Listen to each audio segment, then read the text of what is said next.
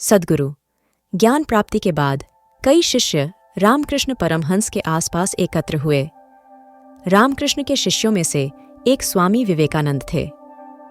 विवेकानंद 1893 में शिकागो में विश्व धर्म संसद के लिए संयुक्त राज्य अमेरिका जाने वाले पहले योगी थे, जिसके बाद उन्होंने आध्यात्मिक लहर पैदा की। जब लोग किसी भी नई चीज के प्रति बहुत प्रतिरोधी थे, तो वह आए और कुछ हद तक द्वार खोल दिए। रामकृष्ण के मन में विवेकानंद के प्रति बहुत अलग तरह का लगाव था, क्योंकि वे उन्हें अपना संदेश दुनिया तक पहुंचाने के एक साधन के रूप में देखते थे।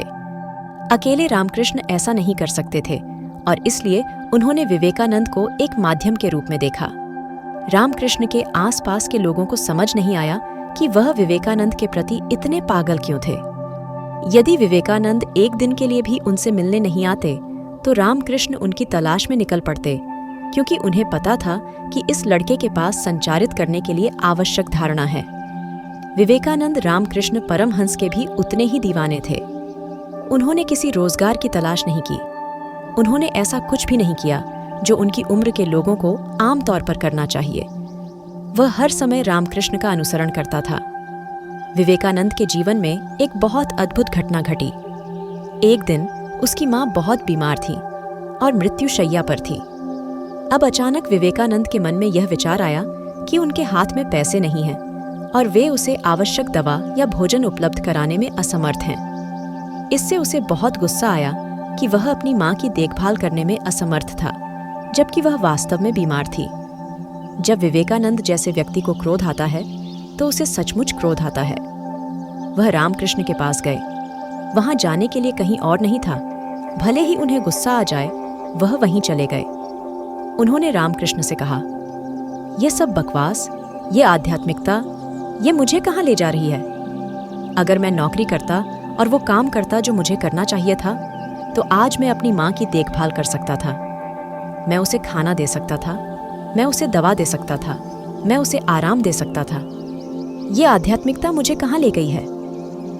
रामकृष्ण काली के उपासक थे। उनके घर में काली मंदिर था। उन्होंने कहा, क्या आपकी माँ को दवा और भोजन की जरूरत है? तुम जाकर माँ से क्यों नहीं मांगते कि तुम्हें क्या चाहिए? विवेकानंद को यह एक अच्छा विचार लगा और वे मंदिर में चले गए। लगभग 1 घंटे के बाद वह बाहर आए और रामकृष्ण ने पूछा, क्या तुमने माँ से भोजन, पैसा और जो कुछ भी तुम्हारी माँ को चाहिए मांगा? विवेकानंद ने उत्तर दिया, नहीं, मैं भूल गया। रामकृष्ण ने कहा, फिर से अंदर जाओ और पूछो।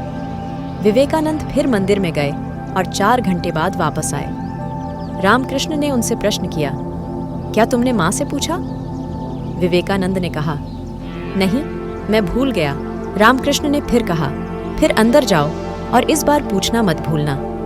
विवेकानंद अंदर गए और लगभग 8 घंटे बाद बाहर आए। रामकृष्ण ने फिर उनसे पूछा, क्या तुमने माँ से पूछा? विवेकानंद ने कहा, नहीं, मैं नहीं पूछूंगा।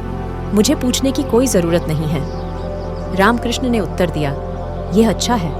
अगर आज तुमने मजार पर कुछ मांगा होता, तो यह तुम्हारे और मेरे बीच आखिरी दिन होता। मैं तुम्हारा चेहरा फिर कभी नहीं देख पाता, क्योंकि पूछने वाला मूर्ख नहीं जानता कि जीवन क्या है। पूछने वाला मूर्ख जीवन के मूल सिद्धांतों को नहीं समझ पाया है। प्रार्थना करना एक निश्चित गुण है। यदि आप प्रार्थनापूर्ण हो जाते हैं, यदि आप पूजनीय बन जाते हैं, तो यह एक शानदार तरीका है।